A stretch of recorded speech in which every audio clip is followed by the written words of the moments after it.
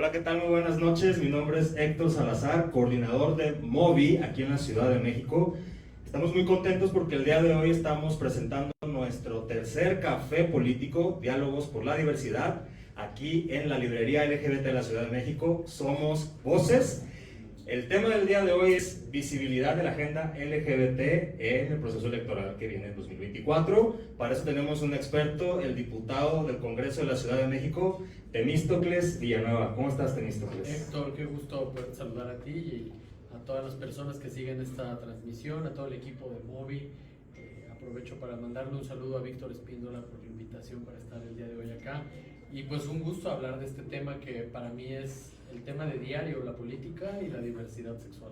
Excelente. Pues mira, vamos a entrar en materia. Antes que nada, pues que nos cuentes sobre ti, ¿no? Pues un hombre abiertamente gay, ¿no? Que ha llegado a la política, pues a un alto mando en nuestro país, que creo que es muy importante. No se veía antes, o sea, es como algo relativamente nuevo, ser abiertamente gay y estar acá. ¿Cómo fue en tu adolescencia, ¿no? tu infancia, todo este descubrimiento de ser homosexual, salir del closet? ¿Cómo lo viviste? Bueno, pues yo soy una persona que empezó a participar muy joven en la política, en el activismo. El día de hoy tengo 33 años, estoy en mi segunda legislatura como diputado. Y también nací en el seno de una familia muy politizada, muy partícipe de los movimientos sociales, desde el zapatismo hasta causas muy justas como las relacionadas con las poblaciones en situación de calle, con los derechos de las infancias. Y pues eso siempre te ayuda a tener una conciencia social a una edad más temprana que la mayoría de las infancias. Y bueno, pues para mí vivir como un hombre gay en una familia de la Ciudad de México, pues ya eso te pone en una situación de mayor privilegio que el resto del país. El conservadurismo en la Ciudad de México es ciertamente menor. También es real que no en todas las familias, pero yo tuve la suerte de haber nacido en una familia que es mucho más liberal que el promedio de esta ciudad. En mi familia somos más las personas LGBTIQ+. Mi tío, hermano de mi padre, fue un hombre abiertamente gay, que nunca tuvo temor de esconder su orientación sexual. Yo me acuerdo que por ahí de los 12 años me llamaba mucho la atención que su auto siempre tenía una calca con una banderita con arcoíris, y nunca preguntaba qué era.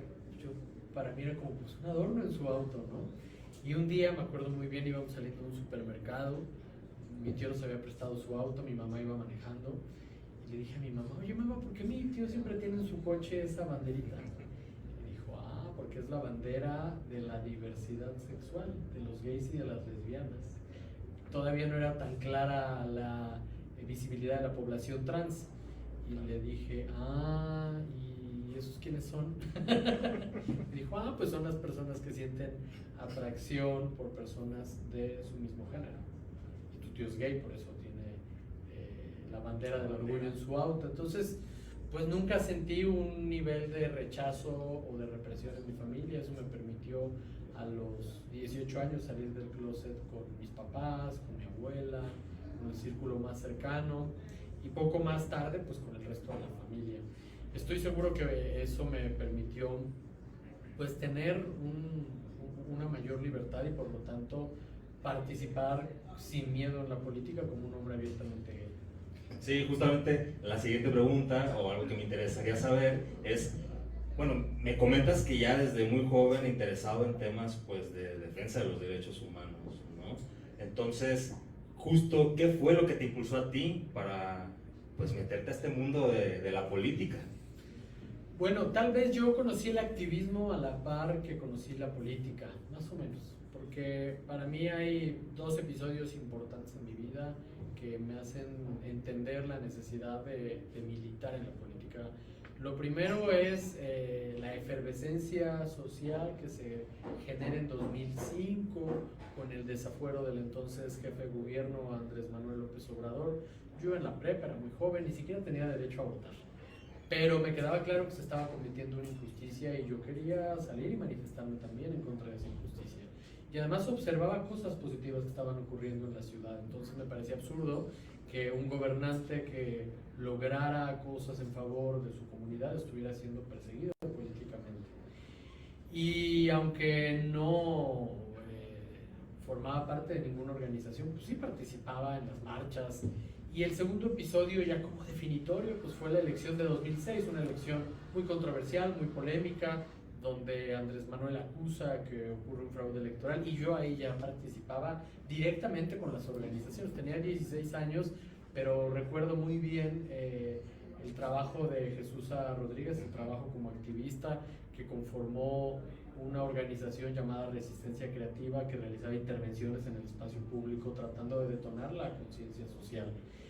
Y pues eso poco a poco me permitió conocer activistas de distintas causas, pero creo que algo que podemos decir ya en este momento con una distancia cada vez más lejana es que el movimiento que promovió Andrés Manuel López Obrador desde 2006 generó que muchas causas distintas se encontraran en un lugar donde se sentían representadas.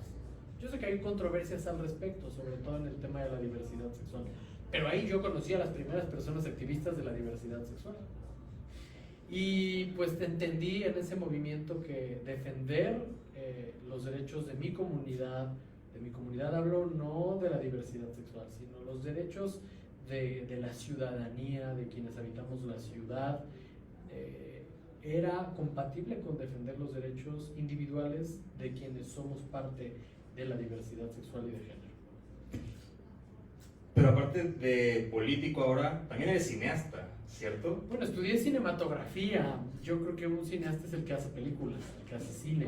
Yo, aunque me gustaría mucho hacerlo y es un proyecto que no he descartado en mi vida, por supuesto que sí estudié cine, y pues eso también me dio una orientación mucho más clara de la importancia de comunicar de manera asertiva tus ideas, tus convicciones, y cómo transmitirlas de tal forma que toda la gente comprenda lo que estás contando. Lo que hace el cine es contar historias, en algunos casos lejanas a la realidad, pero con las que te puedes sentir identificado. Y esa posibilidad de sentirte identificado con una historia, a una persona que hace política, es una clave, porque si la gente se identifica con tus ideas, con tu lucha, con tus convicciones, pues tienes una buena parte del electorado ganado. Y ahora que tocas ese punto, en 2018 fuiste considerado el hombre abiertamente gay más votado, si no me equivoco. ¿Qué se siente eso? O sea, porque todavía no existían las acciones afirmativas, que ahorita vamos a hablar, de eso. Sí. ¿Qué fue en ese momento ser el hombre gay más votado? Pues mira, cuando yo entro ya a la política electoral, porque pues una cosa es la política desde el activismo, desde las organizaciones, pero la política electoral tal vez sea la política o la forma, el ejercicio de la política más complejo, donde puedes padecer más sus frustraciones si estás defendiendo una agenda. Yo llego como secretario de la diversidad sexual a Morena en 2015, como secretario en la Ciudad de México, y en 2018 logro convertirme en secretario nacional de la diversidad sexual.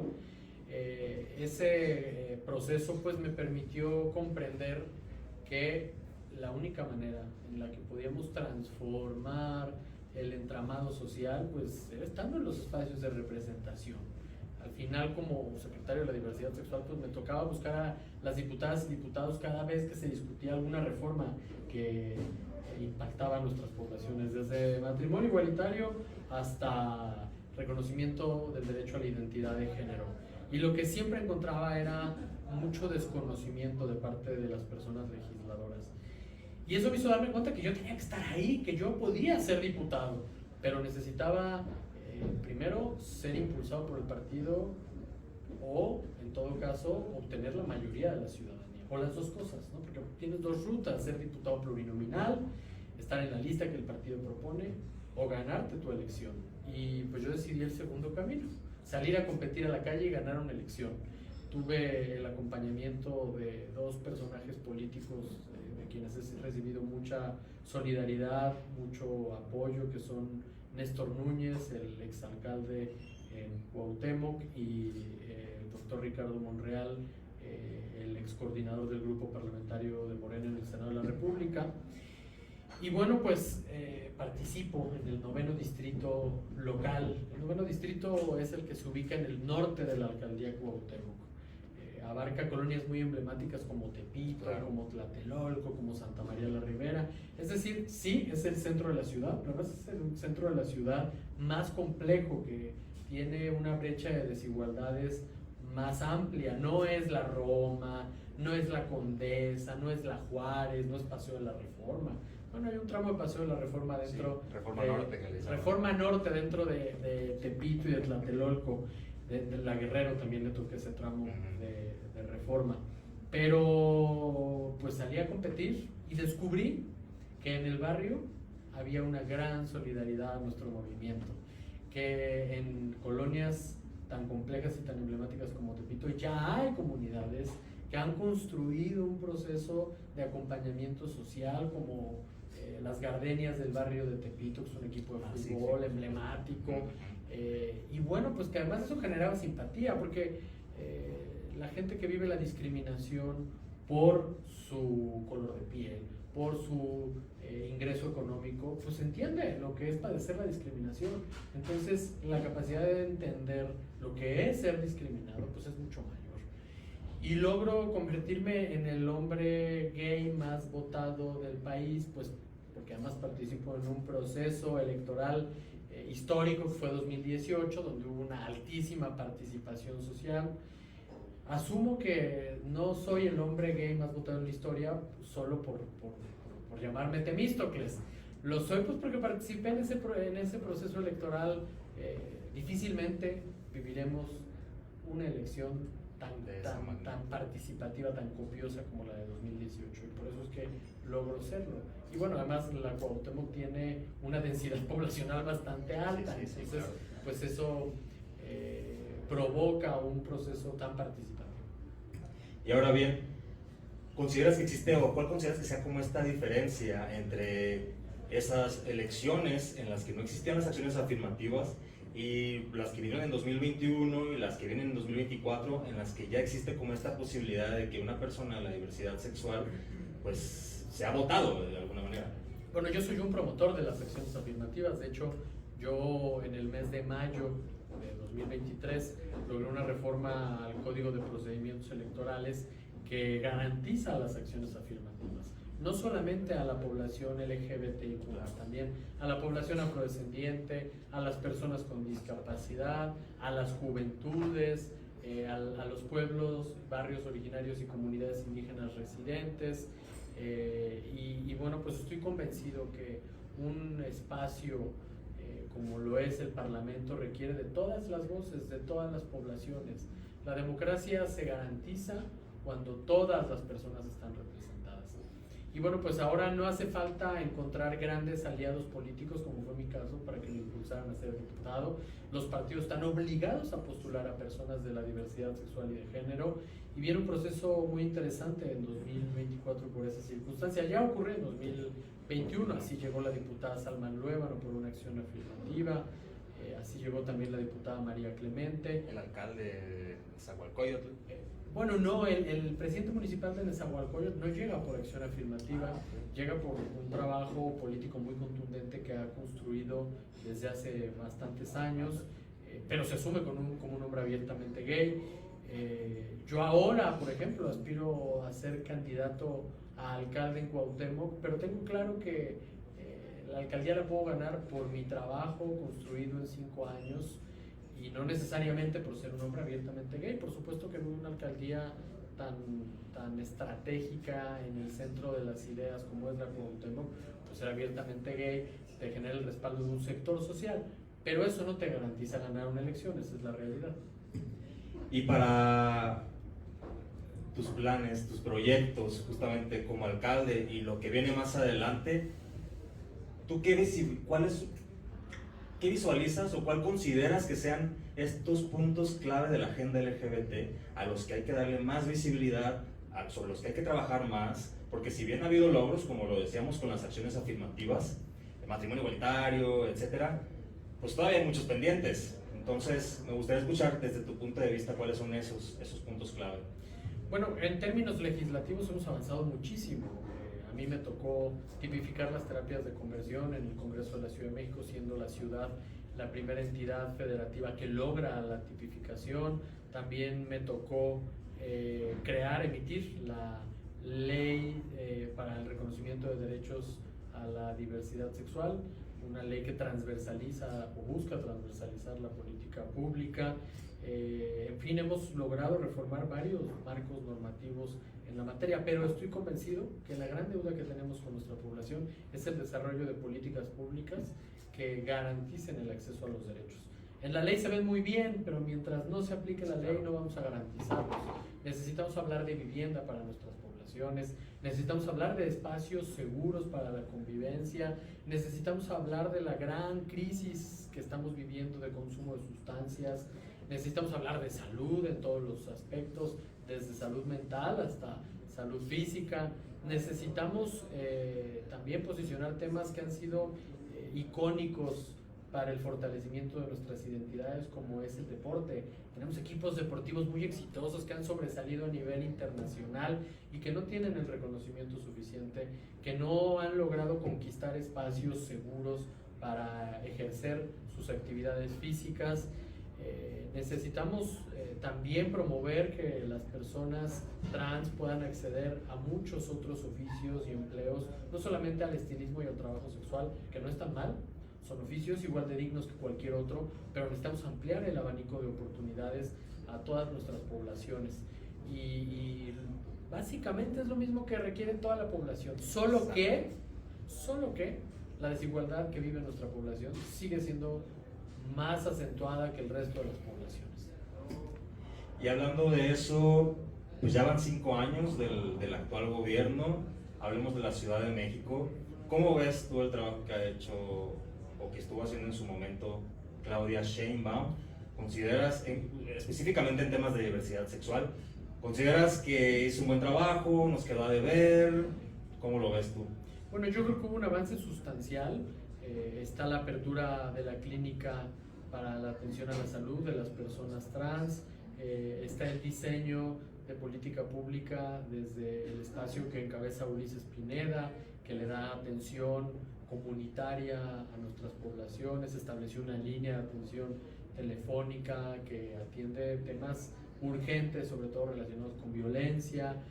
Desde la Fiscalía de la Ciudad de México también se ha hecho una labor importante, la coordinación de atención a víctimas y personas víctimas de cualquier delito relacionado con género.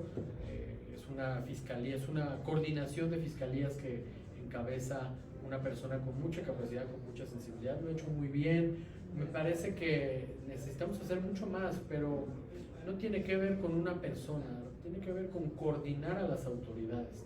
Estamos en una coordinación desde el gobierno federal hasta las alcaldías, por supuesto pasando por el gobierno de la ciudad. Necesitamos establecer espacios de trabajo. El día de hoy los grandes espacios donde nuestras poblaciones pueden encontrarse, pueden tener eventos, pueden disfrutar de manera segura, pues son espacios construidos por los empresarios de la diversidad sexual, por las organizaciones de la sociedad civil, y no tenemos espacios públicos que busquen atender, que busquen dar oferta cultural. Somos además una población que genera cultura de manera cotidiana, sí, claro, y que no hemos aprovechado y capitalizado toda esa capacidad cultural que tienen nuestras poblaciones. Entonces sí, hay mucho que hacer, por supuesto. Yo sé que la Cuauhtémoc puede poner el ejemplo, yo sé que la Cuauhtémoc puede ponerse al frente de este gran diseño de política social para atender a nuestras poblaciones. El exalcalde de la Cuauhtémoc, Néstor Núñez, creó el primer programa social de atención emergente a la población trans. Era un apoyo económico que se les daba bimestralmente y que trajo una repercusión positiva en personas que pudieron salir de espirales de violencia, que pudieron hacerse de una vivienda que ahora rentan. Yo tengo muy claro que se requiere una visión con mucha sensibilidad, pero también un diseño serio de política pública, que pueda ser además medible, porque en muchos casos se crean políticas públicas que, como no pueden ser medibles, no sabemos si funcionó o no funcionó. Y la Ciudad de México el día de hoy tiene un sistema integral de derechos humanos, tiene un instituto de planeación, que para eso deben de funcionar, para poder evaluar las políticas públicas que desarrollas, y si no te funcionan, pues modificarlas y lograr impactar en la vida de la gente. Pues entonces queda por hacer mucho trabajo, pero pues vamos a estar bien atentos de lo que viene para ti, Temístocles. La verdad es que sabemos que tienes una agenda muy ocupada, entonces pues no queremos como que tampoco quitarte mucho de tu tiempo. Gracias. Entonces pues bueno, nada más que agradecerte por acompañarnos en esta transmisión, a la gente que nos está viendo a través de Escándala, a través de las redes sociales de Movi. Pues muchas gracias también, y por supuesto a la gente que pues de aquí de Somos Voces, la librería LGBT de la Ciudad de México, que nos ha prestado este espacio para poder llevar hasta ustedes pues esta bonita entrevista. La verdad me gustaría a mí alargarme, yo me podría ir tendido, pero pues vamos con tiempo contado.